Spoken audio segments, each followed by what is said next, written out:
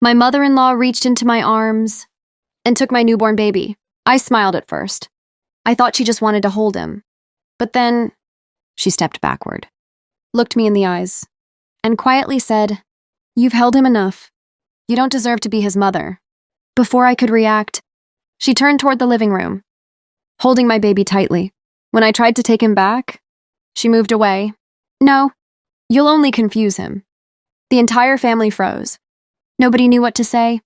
My husband had gone outside to answer a work call. He had no idea that the moment he came back inside, everything in our family would change forever. My name is Sophia Bennett. My husband is Daniel Bennett.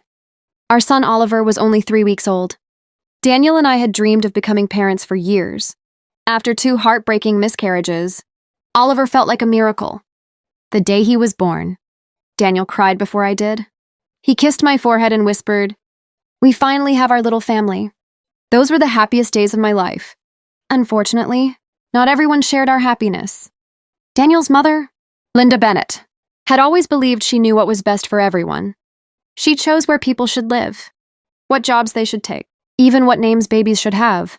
When we announced Oliver's name, she immediately complained. I already picked a better one. Daniel smiled politely.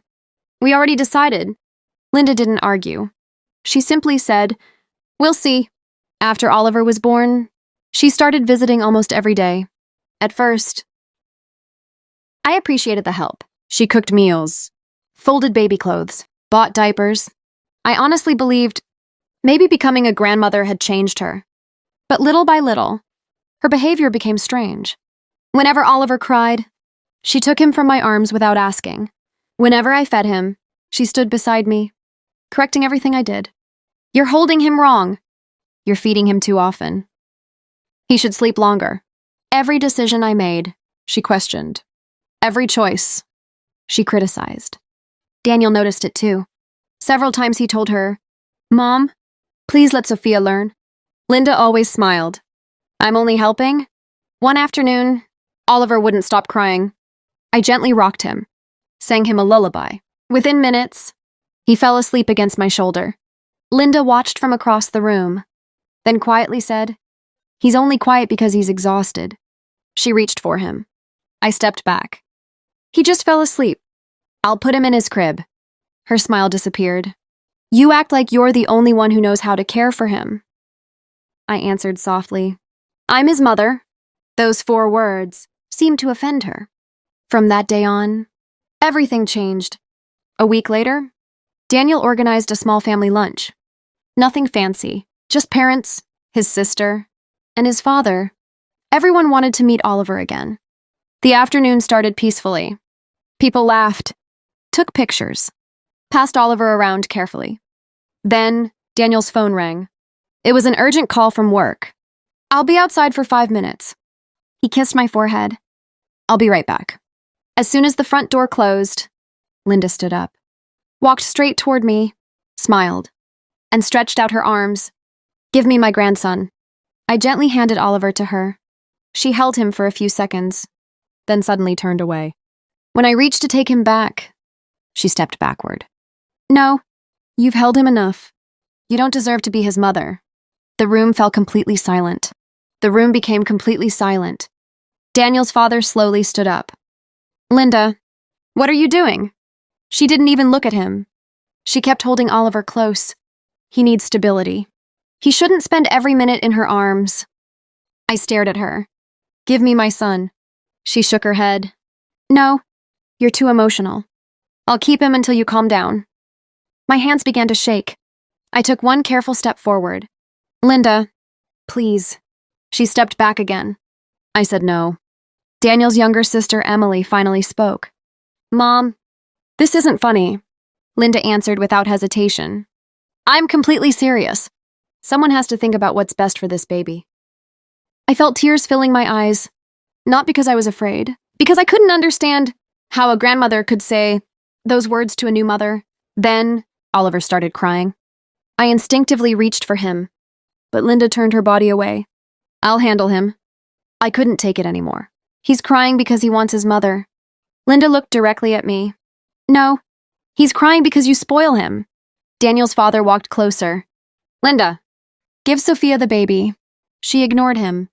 Emily looked horrified. Mom, you're crossing a line. Linda raised her voice. No. For weeks I've watched her. She doesn't know what she's doing. Oliver would be better off if I raised him.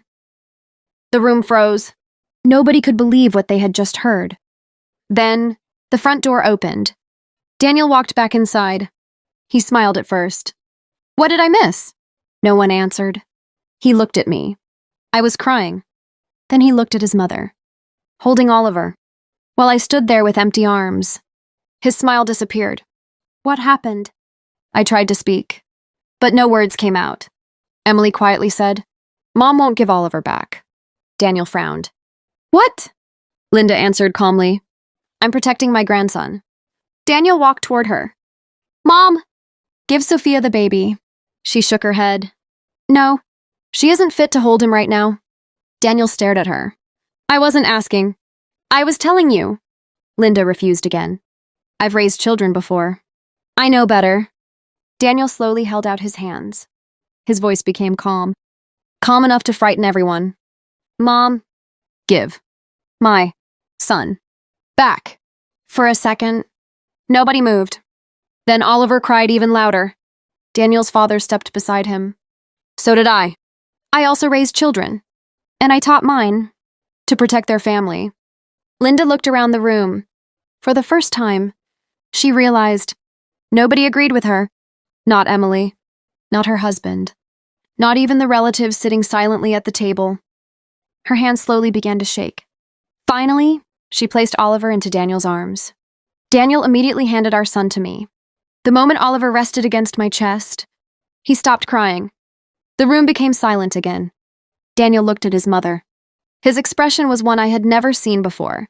Disappointed, heartbroken, and completely certain. Mom, we need to talk. Daniel stood silently for several seconds. Then he looked at his mother. I trusted you. I trusted you to love my wife and to protect my son. You betrayed both. Linda tried to defend herself.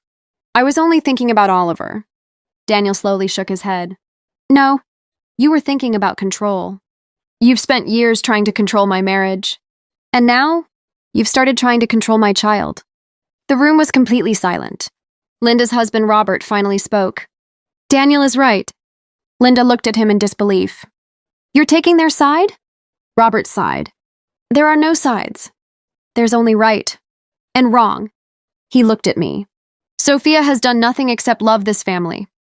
You've treated her like she's a stranger from the day she married our son. Linda lowered her head. For the first time, she had no excuse. Daniel gently kissed Oliver's forehead, then looked back at his mother. Listen carefully. From today, no one takes our son from his mother without permission. No one. If Sophia says no. The answer is no, Linda whispered. I'm his grandmother. Daniel nodded. And Sophia is his mother. That comes first. She wiped away her tears. So you're keeping my grandson away from me? Daniel answered calmly. No, your own actions are doing that. He took my hand. We're leaving. As we walked toward the front door, Linda called out, Daniel? He stopped, but didn't turn around. I made one mistake. Daniel quietly replied, No, this wasn't one mistake. It was years of disrespect. And today, you crossed the one line I asked you never to cross. We left without another word. For the next 2 months, we didn't attend family dinners. We didn't answer unexpected visits. We needed peace. Most importantly, Oliver needed peace. During that time, Robert visited us several times, always after calling first. He brought diapers, baby clothes, and small toys. One afternoon, he quietly said, Your mother-in-law cries every day. She knows she was wrong. A week later, a handwritten letter arrived. It wasn't long.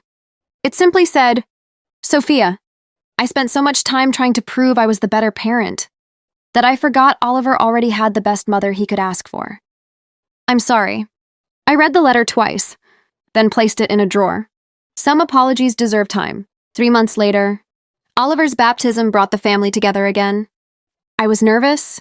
Daniel squeezed my hand. If anything happens, we leave. When Linda walked into the church, she didn't walk toward Oliver. She walked toward me. She stopped a few feet away. I won't ask you to forgive me today. I only want to say, I was wrong. She looked at Oliver, then back at me. I forgot that being a grandmother is a privilege, not a right. Tears filled my eyes, not because the pain had disappeared, but because she finally understood it. I stepped closer and placed Oliver in her arms. She immediately looked at me. Are you sure? I smiled. Because this time, you asked. She held her grandson carefully, then whispered, Thank you. As we drove home, Daniel smiled at me. You know what made today different? I looked at him. What? You weren't forced to give our son away.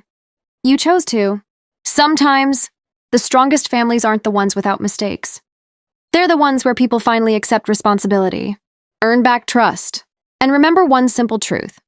A grandmother's love is precious, but a mother's place can never be replaced.